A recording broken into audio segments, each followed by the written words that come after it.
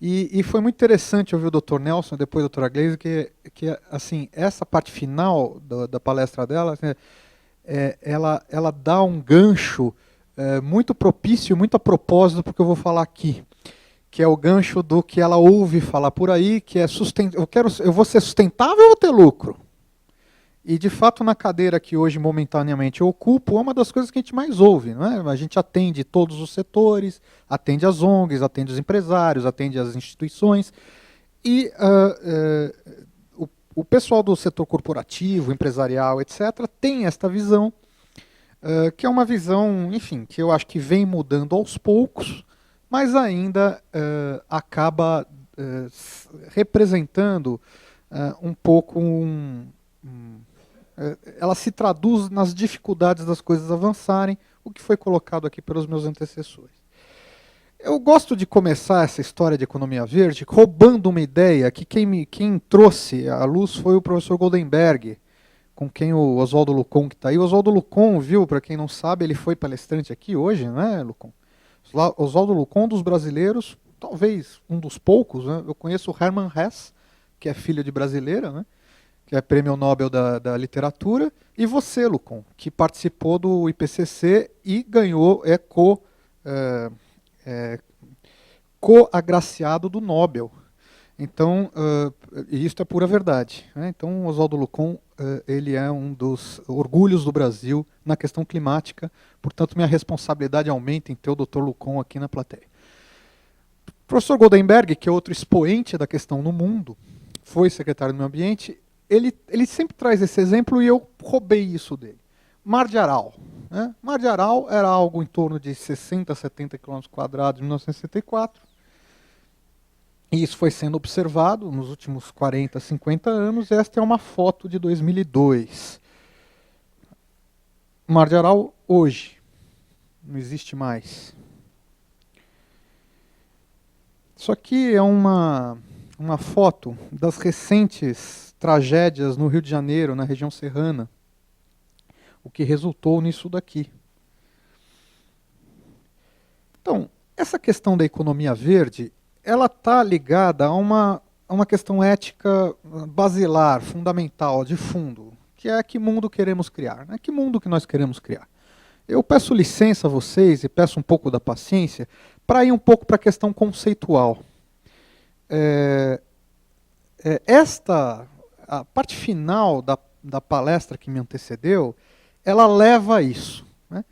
Quando o cidadão ou o empresário ele diz, pô, mas eu tenho que optar em ser sustentável o teu lucro, na verdade, assim,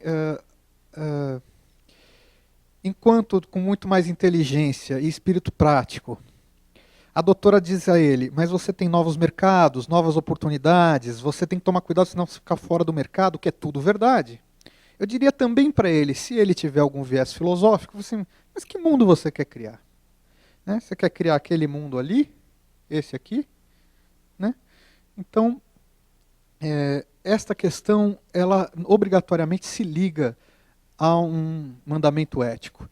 E aí nós temos alguns desafios, né, do Estado pós-contemporâneo, que é o que nós temos no século XXI, né, que é essa coisa. Aqui nós temos aqui o mestre Miguel Reale, né, que falava, lembra, das lições de filosofia do direito, do mundo dado e do mundo construído. Né? Então nós temos um mundo dado, doutor Valdir Agnello, dado por Deus. Né? Então, quando o homem vem ao mundo, tem as coisas dadas. Né? A natureza foi nos dada. Isso não depende do homem. Né? E o homem, com a sua ação, né, as sociedades com a sua ação, ele transforma a natureza, construindo um outro mundo.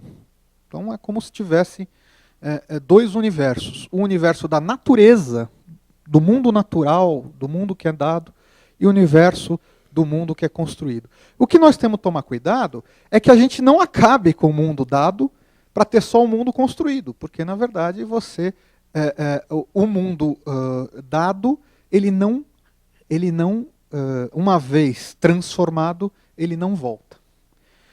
Então esta é uma primeira assim ponto de reflexão. que remete a este outro, né? Desenvolvimento contra recursos naturais. Né? O que é uma coisa que a gente tem que ver com tranquilidade, sem maiores, enfim, traumas. Evidentemente que o desenvolvimento, o progresso, a transformação, a industrialização consomem recursos naturais. Né? E aí a doutora colocou de uma forma muito bem colocada, quer dizer, desde a da Convenção de Estocolmo, de 72, né, que o mundo tem a responsabilidade de fazer é que esta transformação e esse desenvolvimento se dê num modelo e num ritmo que não consuma os recursos naturais ao ponto das futuras gerações não terem mais recursos a serem consumidos. Então, isto é uma responsabilidade ética. É um mandamento ético, quase como não matar, não roubar, não. Né? Portanto, este mandamento ético e moral que acaba se traduzindo cada vez mais em lei, que é objeto dessa nossa conversa aqui. Também nós temos um outro conflito subjacente, que é o conflito entre o bem-estar, a comodidade, né, com a questão do consumo exacerbado e irracional e, portanto, com o processamento dos recursos naturais. Então, assim, essa coisa, sei lá, tem um milhão de exemplos, mas o exemplo do carro, por exemplo, a gente não anda mais a pé, né? Anda mais a pé. É muito mais legal ir de carro, sentado, confortável. Agora, o carro hoje tem ar-condicionado. Antigamente não tinha, era um luxo. Então você vai, climatizadozinho, gostosinho e tal. Então, cada roupa, né? Antigamente, mas não sei, quando eu era moleque, eu usava o uniforme da escola e puía, ficava quase transparente. Aí que minha mãe ia comprar outra camiseta para mim. Hoje em dia, você vai nos Estados Unidos, outro dia eu fiquei chocado. Eu fui numa universidade lá, fui dar uma palestra e tinha um professor lá que dizia que ele chegou à conclusão que é mais barato comprar cueca nova do que lavar. Então, na verdade, todo dia ele usa uma cueca nova. Né? Então, só que tudo isso tem reflexos, né? E assim vai, quer dizer, a gente está muito folgado, essa que é a verdade, né? A questão das embalagens, por exemplo, que eu fico chocado com as embalagens, né? O falecido Lutzenberg, quem lembra do Lutzenberg? Você lembra, Lucon, do Lutzenberg? Aquele era um gaúcho doido, né? Como tantos outros, né? Agora, o Lutzenberg, ele foi ministro do meio ambiente do Collor. Eu nunca vou esquecer uma entrevista que ele deu ao Jô Soares, que ele contava, e isso era famoso nele, que ele ia ao supermercado e largava todas as embalagens no caixa. Né? Então, a questão da sacolinha, que me irrita profundamente, porque a gente tentou, né, aqui mesmo na OAB teve um debate desgraçado sobre isso, né, a turma, sacolinha não tem, tudo bem, não, sabe, era só uma proposta. Né? Assim, né, quando eu era moleque, eu ia à feira, né, com a minha mãe e eu levava uma sacola de lona, né, ou carrinho tal. Agora, os números da sacola plástica não são desprezíveis. Não é? Causa impacto mesmo, impactos diretos e indiretos. Então, assim, custava alguma coisa a gente trocar a sacola plástica descartável por alguma outra coisa. Mas, enfim, são discussões que a sociedade tem que passar a fazer. E passar a fazer com ênfase, com seriedade, e é responsabilidade desta casa tentar traduzir tudo isso para o mundo jurídico. Sustentabilidade e competitividade é exatamente o ponto que foi colocado aqui.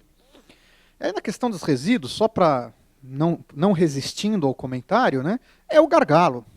O problema da implementação da lei da Política Nacional de Resíduos Sólidos é a questão da competitividade. Então você tem que garantir que todos os agentes econômicos igualmente, vamos assim, dê a sua contribuição nesse latifúndio, e não uns em detrimento de outros, porque daí você acaba favorecendo os irresponsáveis em detrimento dos responsáveis. E esta é a questão que ainda não foi bem calibrada, mas nós estamos indo lá, como disse a doutora, com os nossos termos de...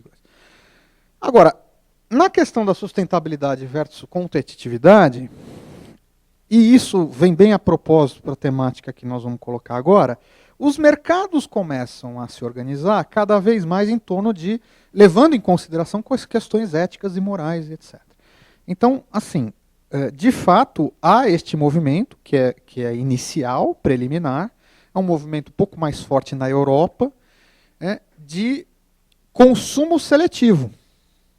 Consumo seletivo. Então, hoje, determinados setores ou cadeias, se você não tem algumas práticas de sustentabilidade, você praticamente, em algumas regiões do mundo, você está fora do mercado.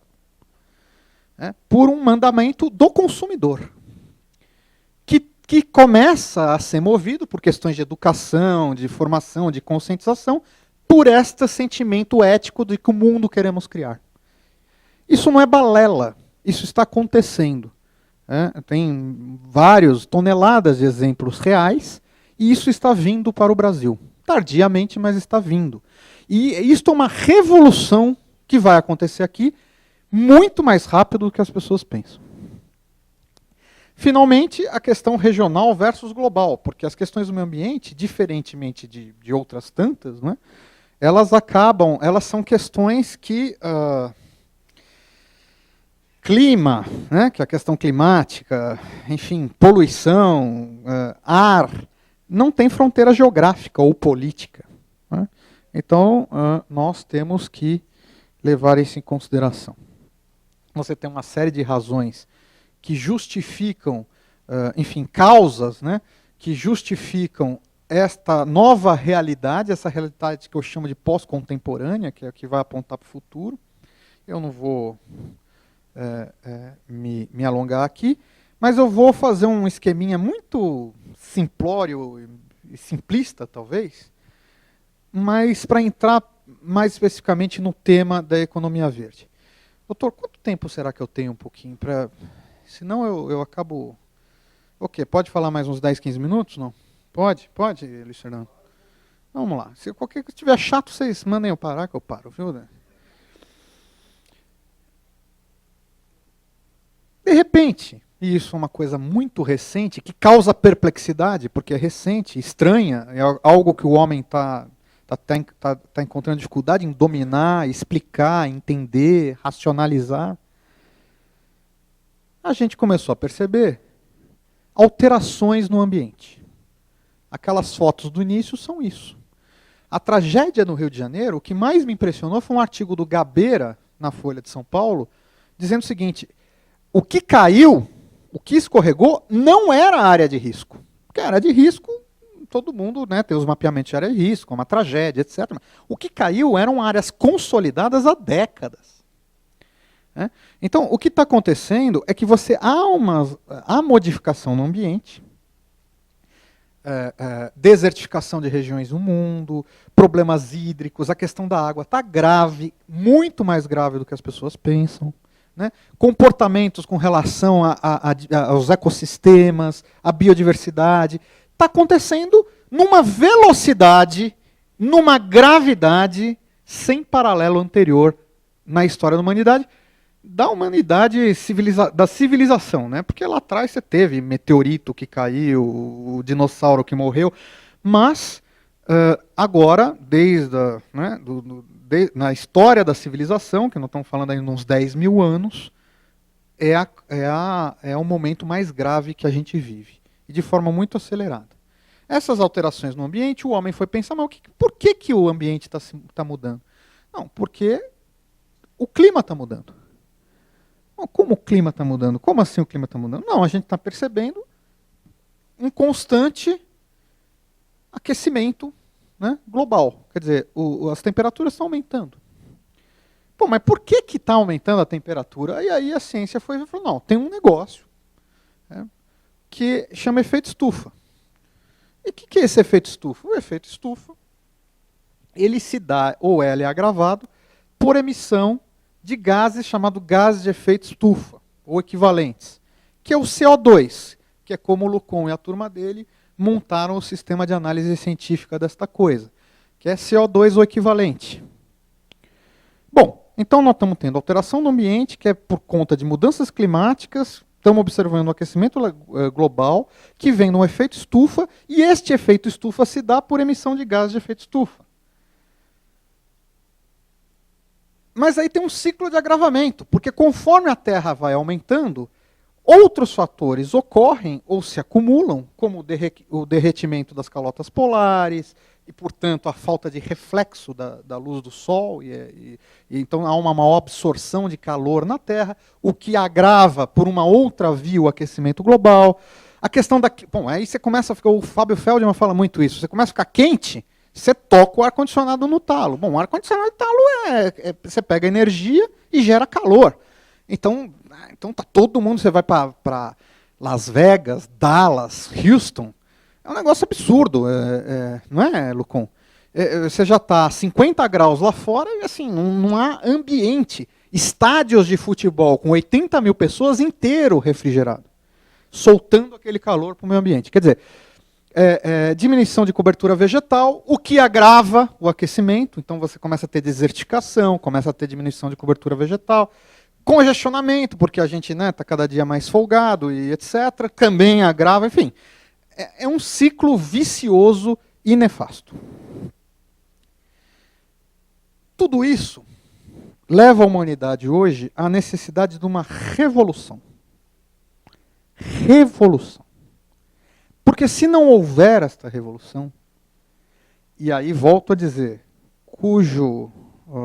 nessa história toda, neste enredo todo, a missão da gente, que mexe com a área jurídica, é tentar traduzir essa revolução no ordenamento, né? Como os iluministas fizeram, lá no século das luzes, na virada do século XVIII. É uma nova revolução, uma revolução de consumo. Vamos parar com isso. Não dá. Não dá para consumir na velocidade. Outro dia, a gente tinha acabado de chegar na secretaria, viu, Luiz Fernando? Eu e o secretário Bruno Covas, que, aliás, manda um abraço aqui para todos vocês. E nós fizemos um evento no Palácio. Um evento, inclusive, era um evento do Dia Mundial do Meio Ambiente, um evento muito interessante.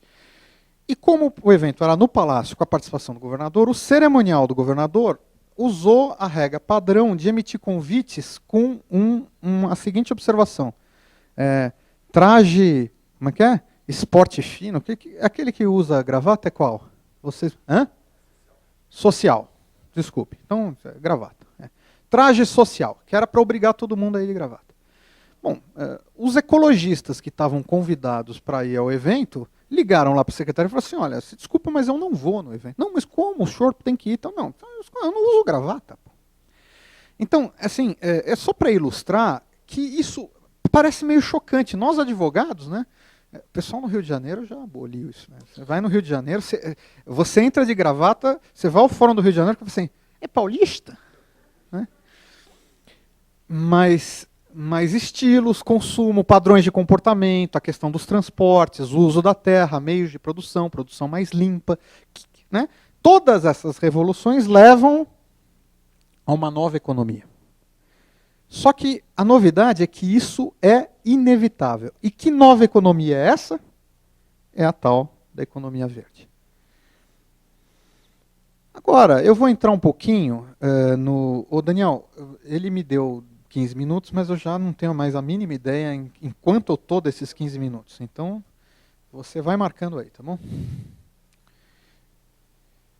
Aqui em São Paulo é considerado, talvez, das regiões do mundo, e é verdade isso, é um orgulho dos paulistas. Né? Nós somos, talvez, o que há de mais desenvolvido em questão até normativa, na questão mudança climática. No mundo e no Brasil, a questão climática ela acaba sendo traduzida no mundo jurídico por declarações políticas, declarações de vontade, programas, metas, enfim, relatórios, intenções, cartas de intenções, etc. No estado de São Paulo, é um dos poucos lugares no mundo em que você tem um instrumento legal vinculante, que é a lei que instituiu a política estadual de mudanças climáticas. Que, por sua vez, vincula a formulação e o acompanhamento de projetos e políticas públicas, inclusive na questão do seu financiamento. Além disso, em São Paulo, agora tivemos uma oportunidade de fazer um consolidadão de programas reais e efetivos, que eu quero pedir licença para vocês para falar um pouquinho, que o Estado de São Paulo efetivamente é real, conduz no sentido do combate às mudanças climáticas. Isso foi traduzido pelo Decreto 5807, agora de junho do ano passado, e levado a Rio+20, e foi recepcionado com muita, assim, de forma muito festiva pelos ambientalistas do mundo inteiro como algo notável. Na parte de energia, São Paulo está no caminho de aumentar a sua matriz de energia renovável, que hoje é de 55%. Agora eu vou parar aqui. 55% de energia renovável é difícil ter um paralelo no mundo. Talvez só na Europa Nórdica, né, o Lucon?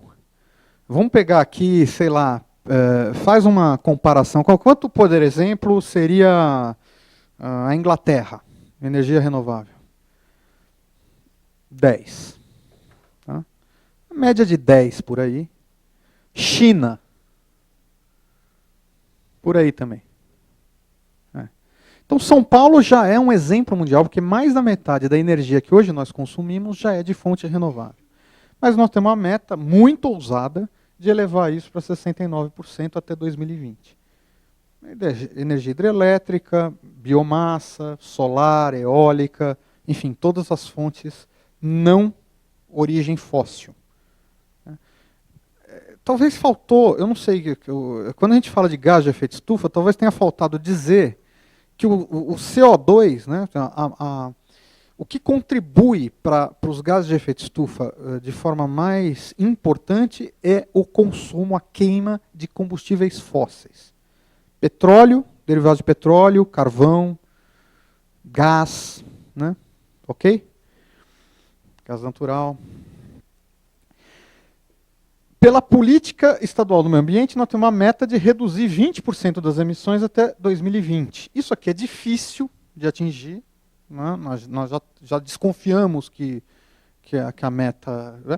Mas é a meta. É a meta programática do governo, traduzida em lei vigente. Reduzir em 8% a demanda, vamos dizer assim, isso é aumento da eficiência energética. Quer dizer, fazer mais com menos energia. Isso tem milhões de programas que eu não vou me alongar. Cobertura vegetal, o que é importante, porque esta questão do balanço dos gases de efeito estufa, você tem que diminuir a emissão, diminuindo a queima de combustíveis fósseis. E você tem que aumentar a absorção. E como é que você aumenta a absorção? Com maior cobertura vegetal.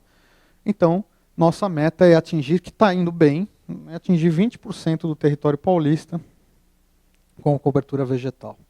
Transporte e mobilidade, investimento brutal em metrô, que está acontecendo, em trem, em corredores metropolitanos, tem o VLT agora de Santos, que o Nelson está licenciando lá na CETESB, junto com o Valdir Aguinello. Então, corredores, rodoanel, ferroanel, hidroanel, hidrovia, dutovias, né? O governador acabou de lançar aí a dutovia que vem de Ribeirão até São Paulo, passando por Paulínia, Piracicaba, etc. Uma nova dutovia, tirando o caminhão da estrada, reduzindo o consumo de... erradicação da pobreza, que é o PNUD, a ONU, todo mundo coloca como um fator importante de sustentabilidade.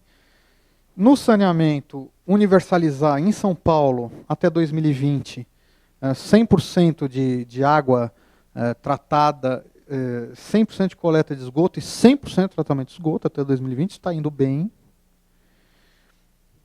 Construção civil sustentável, que os programas estão em andamento e etc. Aqui em São Paulo, o Causa Paulistana, os programas de habitação popular já acrescentam técnicas de sustentabilidade, permeabilização de solo e etc. Reciclagem de inertes, captação hídrica, né, eficiência energética, smart grid, que o Lucon ele lidera o projeto lá na secretaria.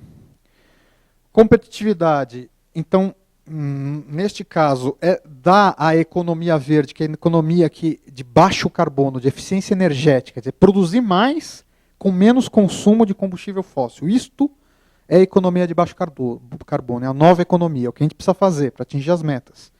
Então a gente precisa começar a focar os investimentos de fomento nesta nova economia, que é a economia do futuro. E quem sair na frente tem vantagem competitiva e comparativa com o restante do mundo lá na frente. Então, já há fundos organizados e o próprio BNDES tem, a Agência Paulista, que é que ela desenvolve São Paulo, tem linhas para a economia verde. A nossa linha de economia verde, perto do total de empréstimos de fomento de investimento do Estado de São Paulo, dinheiro do Tesouro, é uma das mais, relativamente uma das maiores do mundo. Agricultura, eliminar queimada de palha, agora ano que vem acaba. Zoneamento agroambiental, zoneamento ecológico, atingir as metas de biodiversidade de Aichi Nagoya. Contratações públicas, a ideia é atingir pelo menos 20% de compras sustentáveis, portanto, assim, só comprar, porque o Estado compra muito, né? Só comprar quem tem selos de sustentabilidade, de quem tem selos de sustentabilidade.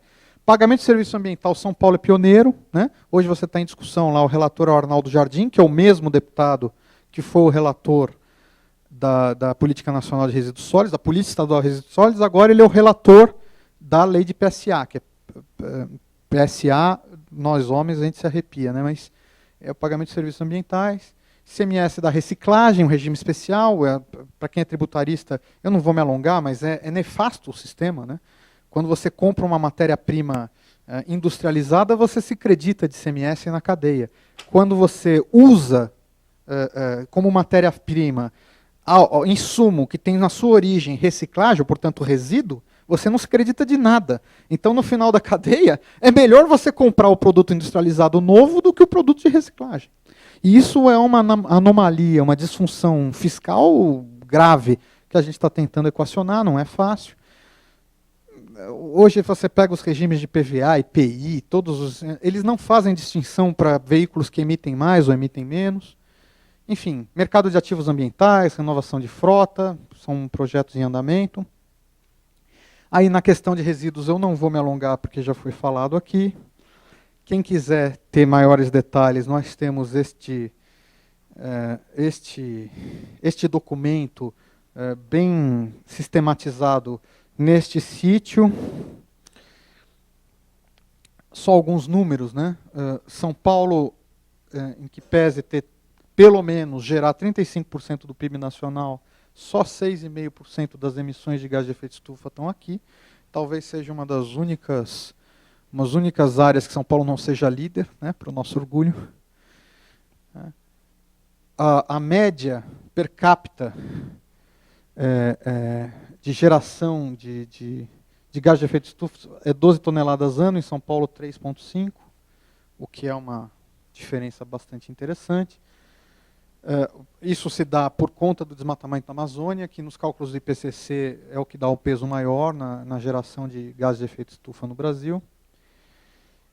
Agora, é importante dizer que, né, em seguida, a palestra da doutora Geise, 65% das cidades brasileiras não têm um tratamento adequado de lixo, em São Paulo só 3%, mas isso está acabando, até o fim do ano é zero. Coleta de esgoto no Brasil, 60% da população não tem, em São Paulo só 9%, mas também está acabando. No Brasil, 43% da energia é renovável, em São Paulo são 55%, em que pese ser o estado mais industrializado. Brasil fica nessa história da diplomacia e São Paulo ele está trabalhando, é líder mundial na paradiplomacia e é membro de todas essas redes, que são redes de governos subnacionais ou regionais. O secretário Bruno Covas preside essa daqui, a Energy4SD, talvez a mais importante delas, mas nós somos membros e líderes de todas essas daqui. Então nós temos um protagonismo internacional na questão climática, nós somos professores disso no mundo. Bom, Aqui eu ia entrar abrindo estes tópicos e fazendo paralelo com a economia verde. Só que isso leva um tempo muito grande. Eu acho que a gente já está com o programa atrasado. Eu vou pedir licença a vocês para fazer isso daqui, ó, e olhando, olha. Isso daqui é o mapa das UGRES, que é as Unidades de Gestão de Resíduos. Isso daqui é interessante, que é o primeiro programa de PSA no Brasil estruturado, chama Programa Mina d'Água. Nós escolhemos um município por UGRE, que são estas regiões de administração de recursos hídricos que a gente tem no estado de São Paulo. E para cada um desses municípios, a gente paga para o proprietário rural manter a mina de forma ambientalmente correta. Eu acho que é o único programa desse tipo em vigor no Brasil, e ele já tem 4 anos. Na questão da qualidade do ar tem uma novidade espetacular, que no ano passado a gente finalmente também, um dos primeiros lugares no mundo, e no Brasil sem dúvida o primeiro lugar, que adotou os padrões OMS de qualidade do ar. Então a gente está mudando toda a medição. A CETESB é referência mundial em medição e controle do ar. Né? Isso aqui é só um exemplo dos nossos centros de controle. Agora, por exemplo, nós estamos em alerta. A CETESB também tem um case mundial, que é esse programa ProConv, que é um programa do começo dos anos 80, final dos anos 70, que a CETESB é a líder, faz isso para o Brasil inteiro. Quando vocês veem propaganda de carro, está lá, IBAMA. Este selo do IBAMA, quem é o agente técnico que faz tudo é a CETESB. Então, a CETESB tem uma série de laboratórios. Todo veículo fabricado ou importado passa por uma homologação, por uma análise da CETESB. E pasmem os senhores, em 1980, só neste gás aqui, que é o monóxido de carbono, a emissão do carro, em média, por veículo, era de 33 gramas por quilômetro. Em 2010, nós baixamos isso para 0,23 e continua baixando, carros e motos. Este é um programa hiper exitoso que fez com que, em que pese a frota aumentar 4 vezes no estado de São Paulo, a poluição do ar melhorou. Então, a gente hoje respira, o Lucon falou sobre isso, graças a esse tipo de programa que nós lá da Secretaria e da CETESB fazemos. Para vocês terem uma ideia, um veículo 1980 polui por cento, um veículo de 1980 polui por 130 veículos novos. Ok? Bom, na questão de gerenciamento, nós temos o programa Município Verde Azul, que cuida no etanol verde. É um case de São Paulo também para o mundo, né? Que a gente gera muita energia renovável a partir da cana-de-açúcar, o que é um belo de um caminho exitoso. Bom, não vou entrar no detalhe das fiscalizações, só para mostrar que a gente tem, olha, a Polícia Ambiental faz 100 a 120 mil inspeções ano e lavra 12 a 13 mil autos de infração ambiental. São 2.500 homens só da Polícia Ambiental. Nós temos um programa de expansão das unidades de conservação, estamos buscando atingir as metas de Nagoya e tem um projeto de lei agora na Assembleia vai ser aprovado para fazer parceria na gestão de unidades de conservação. Isso aqui é o inventário florestal, a gente acompanha a evolução da cobertura vegetal no estado de São Paulo por meio dos inventários florestais, e São Paulo talvez seja um dos únicos lugares em desenvolvimento no mundo que a gente tem o que a gente chama de desmatamento negativo.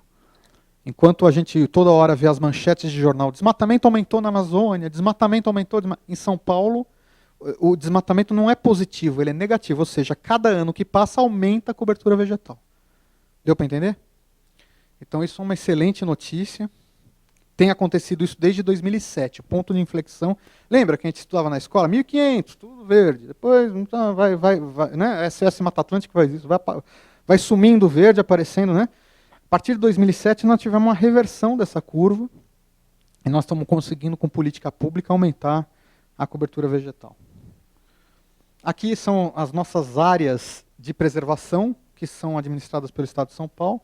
Estamos falando de 4 milhões de hectares, coisa que é, sei lá, 4 milhões de hectares é coisa... Quanto dá isso? É maior que Portugal, né? Dá umas 3 Bélgicas. E é isso aí. Quando eu recebi esse tema, eu muito pensei, o que eu tenho a ver com a implementação da economia verde no país e como eu posso desenvolver essa palestra.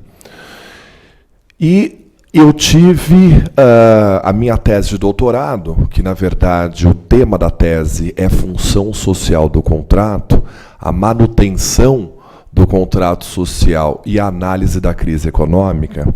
Eu abri um capítulo dentro dessa tese, que é uma tese basicamente pautada no capitalismo, para tratar do meio ambiente, né? Ou seja, o que a população quer? A população quer um meio ambiente, ou como o doutor Rubens falou, as pessoas querem continuar consumindo desenfreadamente como estão. O senhor deu alguns exemplos, mas eu sempre lembro isso quando eu leciono as turmas de contrato. Quando eu tinha a idade dos meus alunos, eu não fazia parte do mercado consumidor como eles fazem hoje em dia, né? Nós tínhamos em casa um carro. Quando eu fiz 18 anos, se meu pai não usasse o carro, minha mãe não estivesse usando, eu ainda pediria, não poderia sair, meramente pegar a chave e sair com o carro, pediria para eles. Nós tínhamos uma televisão em casa, né? E hoje em dia eu vejo o absurdo. Alguém comentou comigo esses dias que tem 3 televisões no quarto. Um quarto, 3 televisões. Então, como é que fica a questão de eu desenvolver uma economia voltada ao meio ambiente sem despertar? E era exatamente essa conversa que eu estava tendo com o doutor Oswaldo e com a doutora Regina, lá na outra sala. Como é que eu faço para despertar isso na sociedade, sem vislumbrar a questão da responsabilidade social? Porque o senhor, como inclusive secretário adjunto do meio ambiente, deve saber muito melhor do que eu, a dificuldade que o senhor tem para tratar determinados assuntos quando chega o secretário da Fazenda. Imagino na ordem da União, quando chega o ministro da Fazenda em relação ao ministro do Meio Ambiente, olha, vamos cortar aqui determinado investimento do BNDES, que é o banco que mais dá dinheiro para a indústria automobilística de todo o mundo, vamos deixar de produzir centenas de milhões de carros todos os anos, meramente porque isso polui o meio ambiente, ou seja, nenhum governante deixaria nenhum político, né, deixaria de produzir esse tipo de carro, de produto manufaturado por conta do meio ambiente, né? Questionar a Petrobras também, a importância da Petrobras no mundo, e levando a bandeira do Brasil, como é que você pode deixar de produzir petróleo no pós-sal, levar toda a série de canalização de petróleo que nós temos no país hoje em dia, petróleo que sai da Bolívia, gasoduto que sai da Bolívia, chega no Porto de Santos, as 3 maiores refinarias do estado de São Paulo, Mauá, São José dos Campos e Paulínia, né, são interligadas desde a Bacia de Santos até a Bolívia por meio de sistema de gasoduto. Como é que a gente pode discutir a questão então do petróleo, a questão da energia não renovável, se a Petrobras é a grande estrela do governo brasileiro, né? Então, ao meu ver, a questão da economia verde, quando a gente vislumbra isso, não é uma economia contra o capitalismo. Eu acho que muitas palestras a gente tem visto, e muitos defensores do meio ambiente trabalham a questão da economia verde contra o capitalismo. E, ao meu ver, ou se trabalha junto, dentro de uma visão holística, e essa visão holística não é do poder público impor determinada delimitação em relação ao capitalismo ou não. Porque imagina se eu chegar numa sala de aula hoje e falar para os meus alunos, olha, gente, vocês não vão mais ter iPod, iPad, aí não sei o que, aí eles têm, tudo quanto é eles têm. Eles me matam. aquilo é mais importante, a comunicação, o iPhone, o iPad, aquilo é mais importante para eles do que qualquer coisa, qualquer relação com o meio ambiente. A relação com eles é a relação internáutica, relação com a rede social. Não é a relação com o meio ambiente. Para se ter essa relação, para se voltar a ter essa gerência de vida, onde nós analisamos essa problemática social, nós temos que ter aí a questão, e eu acho o papel da OAB imprescindível nisso, é a educação básica. Da educação onde, para se ter esse tipo de sociedade que nós queremos ter futuramente, nós precisamos mudar a nossa mentalidade. Mudar a mentalidade com coisas pequenas, né? A pessoa que vai sair de casa, pegar transporte público, usar bicicleta, vislumbrar o tipo de roupa que usa, inclusive, né? A pessoa fala, eu sou ambientalista, mas usa sapato com sola de borracha, por exemplo. Para e pensa o que está fazendo. Outra questão que eu acho importante também, os bens hoje em dia se tornam todos descartáveis. O senhor falou a questão da cueca, achei bastante interessante, mas não é só a cueca, né? A questão hoje em dia é que a pessoa ela compra um outro celular e joga o antigo no lixo, né? E as coisas assim sucessivamente. Tudo é descartável. E eu fico pensando para onde vai todo esse lixo. As pessoas não pensam nisso, né? Eu, particularmente, moro sozinho, eu vejo que lá em casa, no final de semana eu loto um lixo e eu nem fico em casa. Imagina a pessoa, famílias e famílias e famílias nesse país, né? Então, a questão da economia verde, ao meu ver, não é uma questão mera e simples de política pública. A política pública aí, ela deve ser intercalada com a questão educacional, para que se gere nessa nova, né, principalmente na juventude, a questão da responsabilidade social. A questão onde, para cada dever, a pessoa, para cada direito que a pessoa tem um dever.